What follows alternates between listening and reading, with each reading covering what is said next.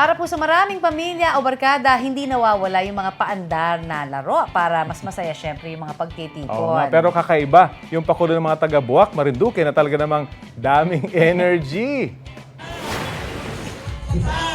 Dalawa! Tatlo! Ayan, oh. Yan! Ang masayang diapers race sa barangay Kaganhaw.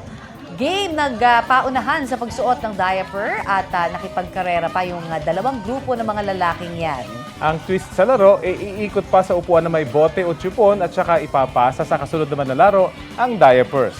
Sa tindi ng laro, ang nanalong grupo ay nag-uwi ng tumatangiting na 500 pesos.